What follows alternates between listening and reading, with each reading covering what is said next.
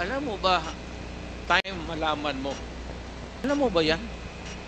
Mr. Chair, Teka muna. Kinig ka muna kasi saan po ba nanggagaling yung pera na siyang ginagamit para dun sa reward sa system? peace and order fund of the government.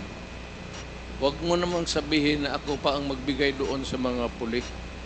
Doon din po ba kinukuha yung Peace and Order Fund para dun sa reward system? I will not answer your question. I do have to make an accounting of what I did as president. That's official and personal. Kaya tinawag yan, sir, ng intelligence pati confidential.